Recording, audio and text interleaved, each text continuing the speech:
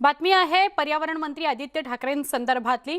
आदित्य ठाकरे हे 3 दिवसाच्या कोकण दौऱ्यावर आहेत आणि या दौऱ्यात ते पक्ष बांधणीवर भर देणार आहेत, स्थानिकांशी संवाद साधणार आहेत। आदित्य ठाकरे सिंधुदुर्गाच्या दौऱ्यावर आहेत। यावेळी त्यांनी नाणार रिफायनरीबाबत एक मोठं वक्तव्य केलेलं आहे। जिथं विरोध नसेल तिथे नाणार रिफायनरी प्रकल्प हलवण्यात येईल असं आदित्य ठाकरे म्हणाले।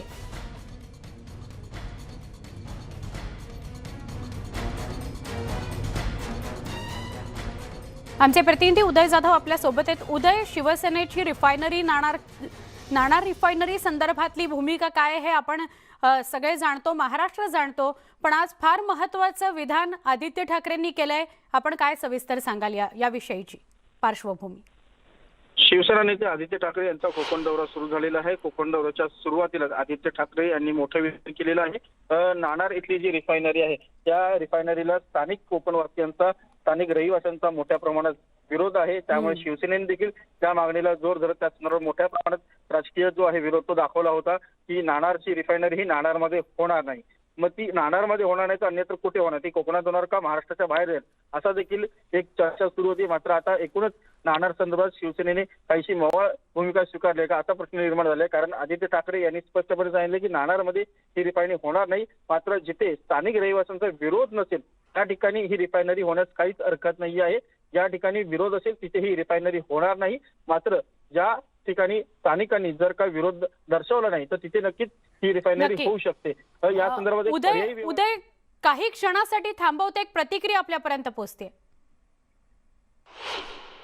जसं मी आधी पण सांगितलेलं आहे, मला इथेच तो प्रश्न आलेला, तिथून दुसरीकडे स्थलांतरित करायचा हा एक विषय आहेच। कारण नाणार जाणार त्यावेळीच बोललेलो ते नाणार तिथून आपण हलवलेलं आहे। दुसरीकडे कुठे न्यायचा जिथे लोकांचा विरोध नसेल, लोकांना सोबत घेऊन लोकांची चर्चा करून स्थानिक भूमिपुत्रांना न्याय कसा मिळेल ह्याच्यावर विचार करूनच पुढची पावलं उचलली जाते। समर्थक तुम्हाला भेटणार त्या ठिकाणी भेट घेणार? मला वाटतं जे भेटू इच्छितात ते भेटेन मी। आणि अर्थात जसं मी सांगितलं की जिथे जिथे आपण कुठेही असं काही नवीन करण्याचा प्रयत्न असेल, मग अगदी हायवे असेल, रस्ता असेल किंवा मोठा कुठचाही प्रकल्प असेल।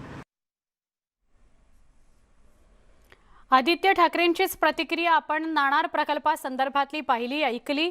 आमचे प्रतिनिधी उदय आपल्या सोबत होते। उदय, आभार आपण सविस्तर माहिती दिल्याबद्दल। पुढच्या बातमीकडे वळतोय।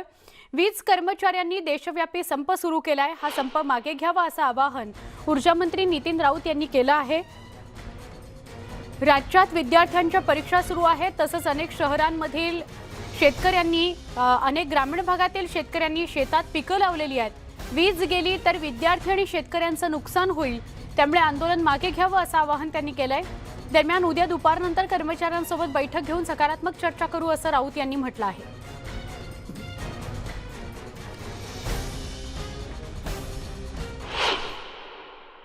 उष्णतेचा उच्चांक वाढलेला आहे।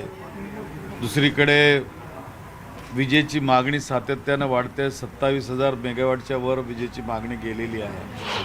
तिसरीकडे 10वी आणि 12वीची परीक्षा आहे मुलांची, त्यांचा अभ्यास आहे। चौथीकडे शेतकऱ्यांच्या शेतामध्ये उभं पीक आहे आणि त्यांना मदत करावी म्हणून राज्याच्या विधानसभेत आपण 3 महिन्याची त्यांना सवलत दिलेली आहे।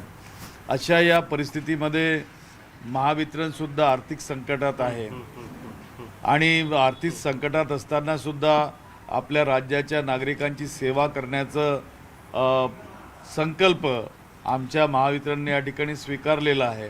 अशा या अत्यंत विपरीत परिस्थितीमध्ये आपण राज्याला बेटीस धरू नये आणि हा संप मागे घ्यावा। उद्या फिजिकल बैठक लंच नंतर मी माझ्या कार्यालयात मुंबईला बोलावलेली आहे। त्यांनी मला सकारात्मक सांगितलं की आम्ही थोड्या वेळामध्ये सर्व संघटना आपापसात चर्चा करून आपल्याला कळवतो आणि मला संपूर्ण खात्री आहे की सर्व संघटना यावर सकारात्मक विचार करतील आणि मी सुद्धा राज्याच्या वतीनं सर्व मागण्यांच्या बाबतीमध्ये सकारात्मक चर्चा करणार आहे। खाजगीकरण अजिबात कोणत्याही कंपनीचं होणार नाही ही खात्री मी या निमित्तानं त्यांना दिलेली आहे।